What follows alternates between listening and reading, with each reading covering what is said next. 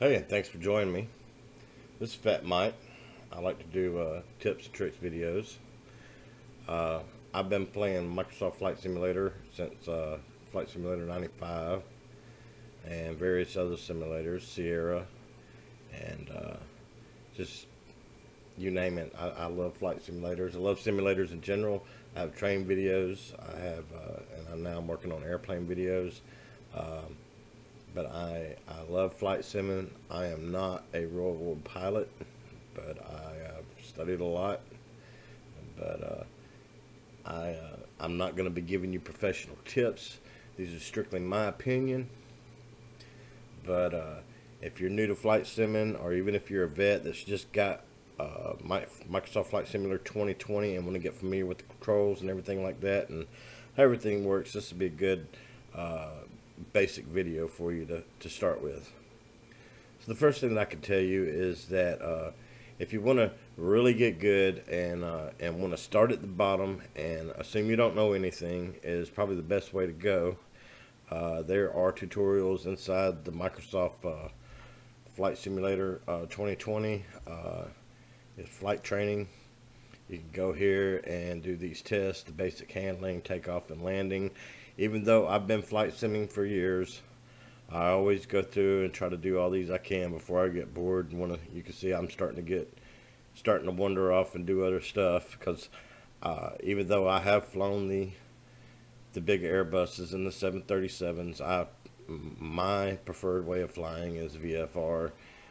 That way I can enjoy the scenery, drink my morning coffee, take a little flight before I go to work, take a little flight when I come home. Just kick back, relax, go visit some famous places. But if you really wanna, if I recommend you do these. Uh, you you could try to get 100% mastered. I'm just a perfectionist. I'm gonna keep doing them until I get 100% on each one. You could do these, and it's really gonna help you out. But if you do, if this isn't for you, and which everybody understands that, there's another thing you can do, and I recommend the very first plane that you take out, that a plane you probably don't need any experience at all to fly. It is a add-on. It is the Top Rudder Aircraft 103 Solo Ultralight. Now, I don't know if there's a freewheel version of a ultralight, but an ultralight is your best route to go. I know these other planes look tempting, and if you cannot afford to buy this ultralight, I recommend you start with a 152 Cessna. And the reason I'm saying this is that you don't want to get used to punching buttons and having the computer fly the plane right away. You wanna be able to fly the plane. You want to be able to, and the 152 is pretty darn forgiving. Uh, and but the ultralight aircraft is very forgiving. It'll take off and it'll land anywhere. Uh, and that's just the way I like to go. When I first started something, I like to start at the bottom, work my way up. Trust me, if you put 5 hours on this aircraft, you're gonna love the hell out of the 152 or the 172 when you get your hands on one of those. You're gonna think you're in a fighter jet, and it's gonna make the simulator not get so boring so fast, which I say, but there's something you can do with this ultralight that will help you in the long run also, and that is, now you see this outline circle right here. That's how much fuel's in this ultralight. I can travel that distance right there, out from here, from the center of the circle out. So keep that in mind. Uh, I recommend you go to where you live, or where you're from, or where you're the most familiar with, where you live the longest, and pick an airport close by, one that you remember. I grew up on the Alabama Gulf Coast. This is I've got 5R4, 5 Romeo 4 selected for my airport, and what I recommend you do, and what is so great, and or take this airport. Because what's so great about this airport is you'll notice all these other little airports. There are grass strips, and there's about 3 or 4 Navy yards around here, or just Navy runways that they just got stationed out around here. It's not really active Navy bases, but we are just a stone's throw away from Pensacola Naval Air Station over here, and Solly Field. And then on the other side of Mobile Bay here, when you do get into navigation, there is a ILS on runway 32 here at BFM, and you can take off in 5R4, turn right back to 270 and pick up the localizer, and come in and start practicing ILS approaches on Mobile downtown. But that's getting ahead of. I digress. Pick your local airport where you know all the runways, can go around, fly around the area, recognize some landmarks, just get good at landing and taking it off from all the airports around here. Make you a circuit, go out, fly around, and do different things. I like to ride around, and I like to see landmarks. And this area right here is the area for landmarks. So what we're going to do in this video today, I'm going to take you for a ride. I encourage you that if any of you know how to record video, if you have a GTX video card, it shouldn't be too hard as to make me a YouTube video and show me where you live and show me where you pick. So what I'm going to do today, I'm not going to bore you too bad with the 103 Solo Ultralight, but I will go out here and grab the 152 Cessna. Okay. And the reason why I say the 152 also is it has some navigation equipment. It has ADF in it. You can tune in to a NDB marker with it and find your way back to an airport if need be. But the thing is that if you fly in a familiar area, you're going to get to where you don't need any navigation equipment. You know exactly where you're at and where you need to go, because like you'll notice that also in the Flight Simulator 2020 there is the brush trips, and that's what a brush pilot does. He knows the area. A brush pilot normally with the brush trips things, it's all right, but those brush pilots know their area. They follow roads, they do things like that. And I'm going to make some tutorials on the brush flights also, things to help you out with brush flying, because that's what I really enjoy doing. But knowing your area, and there's ways for you to make brush flights also. I will be doing that also, and making some brush flights for long. But I'm going to take you on a ride around my hometown, and my parents live not even a mile from this airport. So we're going to log in and take a look around. Okay, so here we are. We're sitting on runway 18 at Foley, Alabama, Foley Municipal Airport, 5 Romeo 4. I'm very familiar with this area, but still, for map references, what I like to do to even practice for bush flying is I've got a program called Little Nav Map. And in Little Nav Map, it has road maps. It has a list of all the airports, frequencies, and whatnot. But when I'm brush flying, I will go up to, and I would just tell it to disconnect from the flight sim. That way we could do some real brush flying. And then I kind of reduce the information that's given here, and that's plenty. If I want to find something by road, it tells me where all the roads are and whatnot. So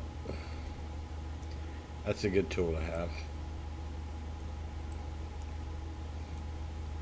I usually keep that on my second monitor, but I thought I'd show it to you. It's a free download. I won't get too much into that. That's for another video. So anyway, We're pointed south towards the Gulf of Mexico right now, and we're going to take off. We're going to fly around Mobile Bay. We're going to see the battleship in Mobile, Alabama, the USS Alabama. I'm using the Flight HOTUS T4. It's an old one, PlayStation flight controller. I'm playing on PC. It's a Thrustmaster joystick. I've had this joystick for 5 years now, I believe, and it's never let me down. I'm really pleased with it. It's a good purchase if you can get you a T4 off of Amazon or something like that. It's a really good joystick to have. I will make a video on how I've got mine set up, and it's pretty easy, especially for flying these planes. The only thing I have on this that I don't have on these planes is a propeller RPM, which I'm going to set my mixture up to where it's at, because right now I'm having to use the mouse for my mixture, but we don't have to really worry about the mixture till we get over 3,000 feet. So, but anyway, let's take off. Let's go for a ride. All right, this is a 3,600 foot runway, at least, I believe. So I don't think we need, 3,683 feet. We're 72 feet below sea level. So we're going to release the parking brake. All right, and everything's set up. We don't need any flaps. We got plenty of takeoff room. Let's go for a ride.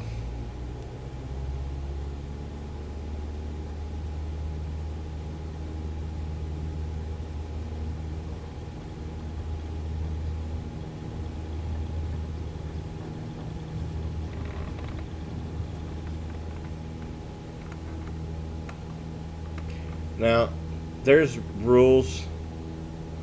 Like on takeoff, you're supposed to maintain at least 75 knots. Yeah. Play this how you want to play it. There's a lot of people that play this game, or simulator, excuse me, that want to do things by the book, and there's nothing wrong with that. If you're pursuing a career in aviation and you're using this as a tool, that's great. That's wonderful. Learn it all. But if you're like me and you sometimes I get on here and I go by the book. I talk to air traffic control and everything. But then sometimes I just want to get here, relax, fly around, see some things, you know. Now, I also have preset views set up on my controller. So we're flying south towards Gulf Shores, Alabama.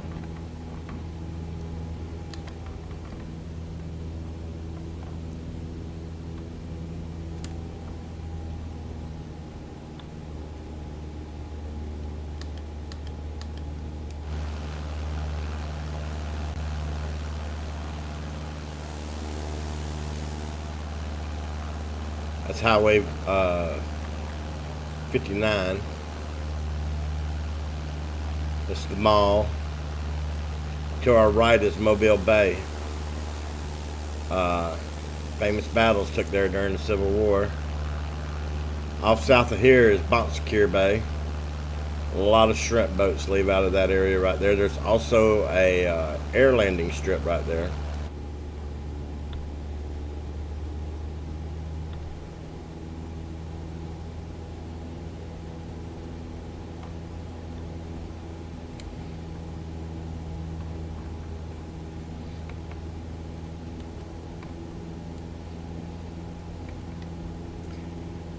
I recommend that you use these planes to get good with trimming aircraft. That way you're not relying so heavily on the aircraft trim.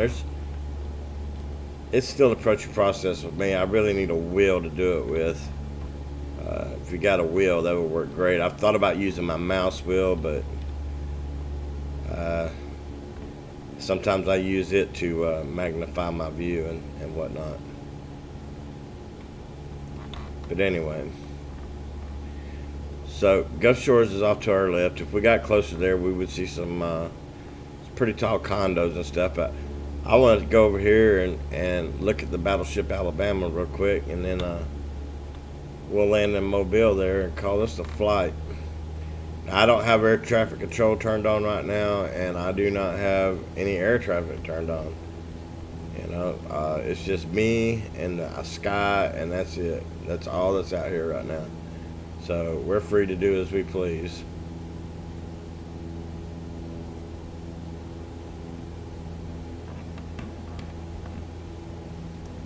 Anyway, you see that peninsula right there off to my left?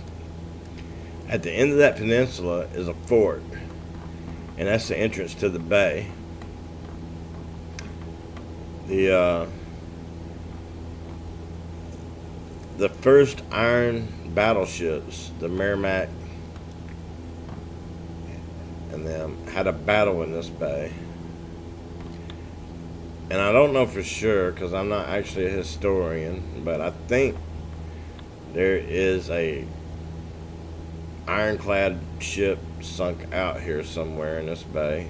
And this bay's not deep. And when I was a kid, they used to say that if the water got low enough, the tide went out low enough, you could see it from the air. But I've never seen it. This bay over here to my right, the water in this bay right here is what we call brackish. It's a mixture of fresh and salt water. It is fed by the I want to say it's the Dog River. I'm pretty sure Fish River.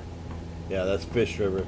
It's actually listed on the maps as Weeks Bay, but all the locals call it the Big Mouth. I don't know why, but that's my grandfather. We used to go set crab baskets out over there, and go into a cast net every night to catch bait, so Papa could go fish on the state pier down in Ghost Shores.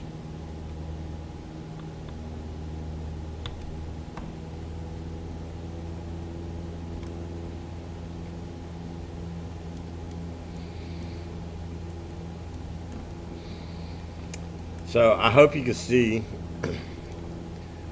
why it's important that you just learn to fly in an area first. You don't have to start out flying jumbo jets from one country to the other. I know that sounds cool, but trust me, it gets boring fast. Get you a plane, go somewhere you know, check out the sights.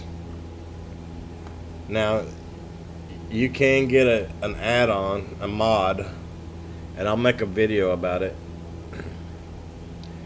that allows you to see all this through Google Earth. I'm looking at it through Bing right now, Bing Maps, and it's looking at it. I'd say it's real close to 10 years old. Google Earth is a lot more updated.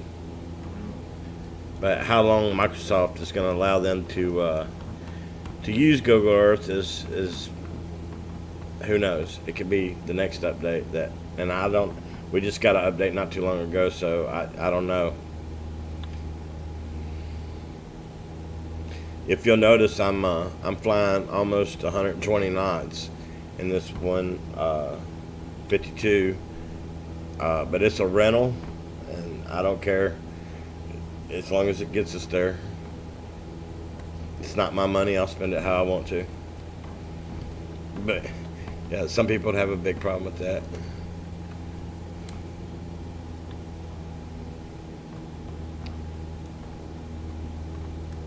Right up that river there is where I caught the biggest catfish I ever caught in my life, I believe. And I was just a little boy.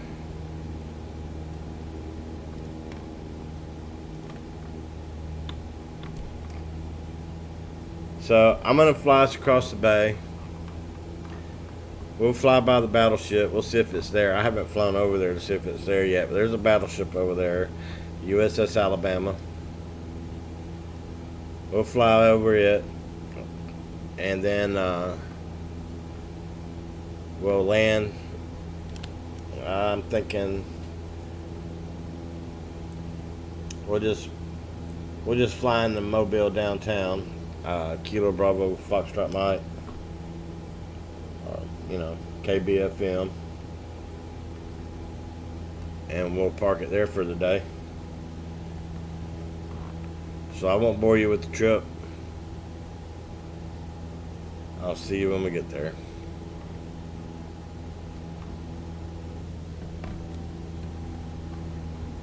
So here we are. I slewed us over here. We're coming into Mobile. There's I-10 in front of us. Looking back over towards the bay, towards Daphne.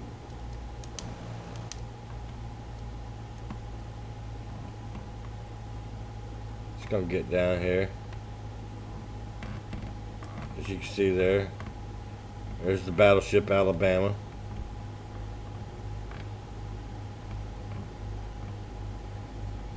Bunch of airplanes, old B-52.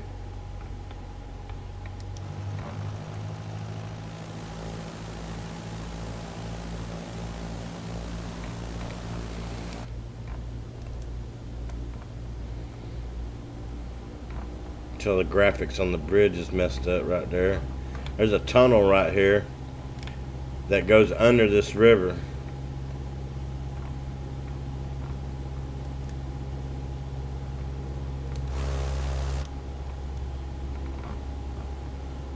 Right here. Actually, two tunnels. There's the Wallace Tunnel up ahead.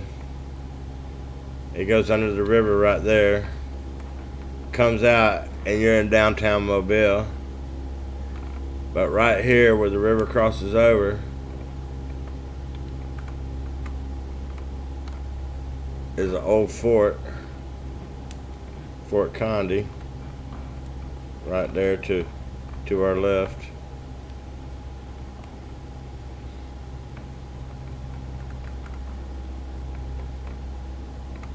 As you can see.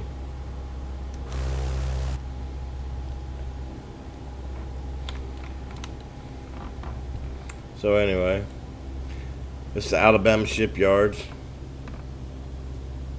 A lot of steel goes through here.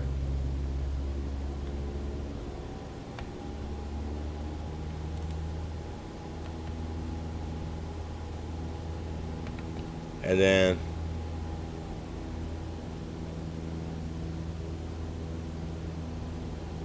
come on further around, it's the Dog River. This is downtown Mobile. This is where Mardi Gras was created, actually, believe it or not.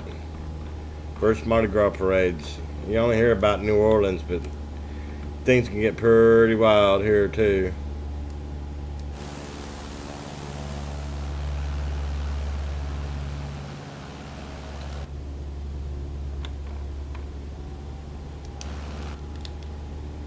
Mobile's a pretty good sized place, but it's just spread out. They grew wide, they didn't grow tall.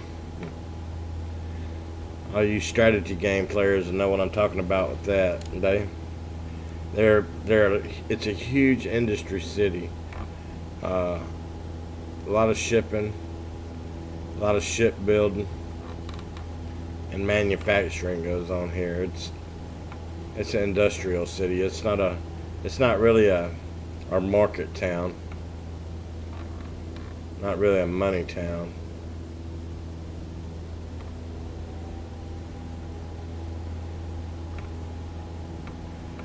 If somebody would put out a map update of the Mobile Bay area, I would pay money for that.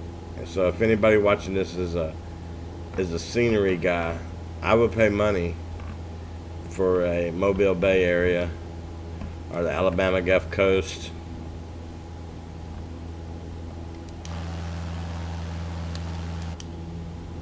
So as you can see, BFM's right there in front of us.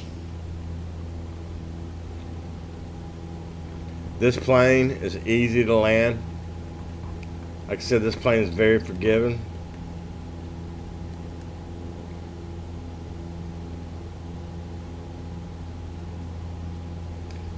Now, I don't know if there's a way to make the simulator tell you what what your vertical speed is whenever you when you actually hit the ground. But I use a program called NeoFly, and it gives more depth to this game, and it also it like adds missions on. If you haven't heard about it, if you haven't looked at it, I highly suggest that you get NeoFly, because it has something for everybody in it. It's free. You can make donations and get extra campaigns or whatnot, but if you're stricken for cash, that's fine. The developer has put a lot of time into it, and he's put it out there for everybody to just download and enjoy. I'll do some videos on it. Gotta find the runway. Okay, this is the runway right over here. So we're gonna do a short field runway landing right there. And bleed off some of this airspeed.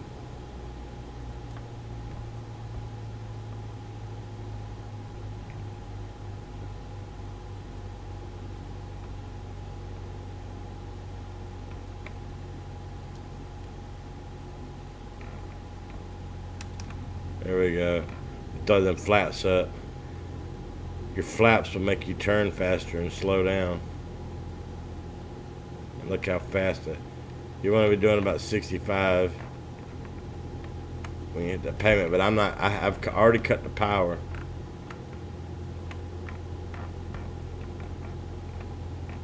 So we're just gonna. This thing stops in no time flat. We'll see how long we can stay above the ground. Give it another notch of flaps.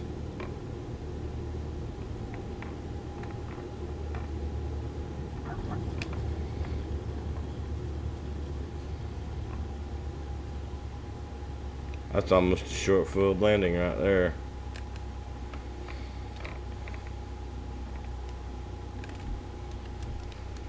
Alright.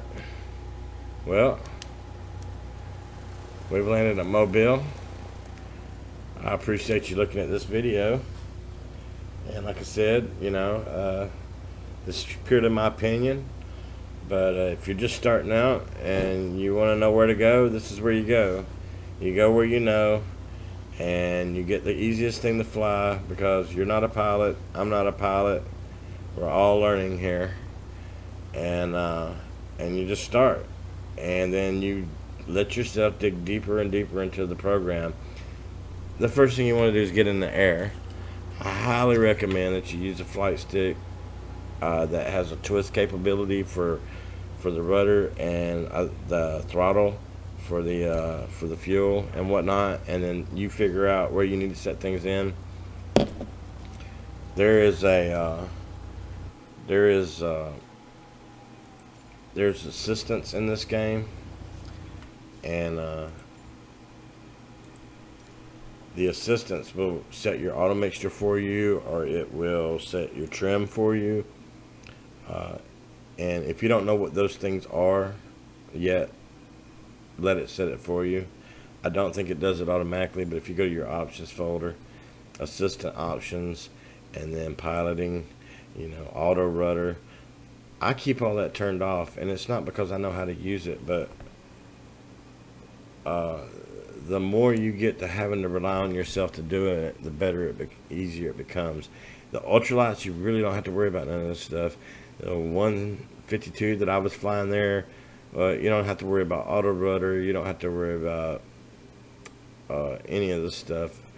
The trim, yeah, you got to do the trim, otherwise, but you'll figure it out quick after you get tired of pushing forward on the stick when all she wants to do is climb, or pulling back on the stick when all she wants to do is dive. You'll figure out how to bump that trim button and set those elevator tabs just right where you need them. Trim is important. I recommend you learn how to use trim before you use anything else. You know, and it takes time, but once you learn it, it pays off. Now, the markers, I leave them on sometimes because I do like to look at stuff, and then but navigation markers I leave off. But for there's one that I leave on. ATC voices on. Well, I thought I had one on, but I have one that shows direction of chosen point of interest. Okay, yeah, that happens to show the airport up that I'm going to, but it, I like to know where all the other stuff is too, like landmarks. So it's on there. All right, well, I'm gonna leave it at that. I haven't made a video in a while, so this is my first video I've made in a while. I'll get it uploaded tonight. If you have any questions or anything, please leave them in the comments below. If you'd like me to make a video about something, please leave me in the comments below. If you make a video about your hometown and area or whatnot, want to give us a tour, please list it in the comments below. Thank you, and I'm always open to open criticism, to constructive criticism. So if you've got any points or tips, please leave them in the comments below. Till next time, guys. We'll see you later.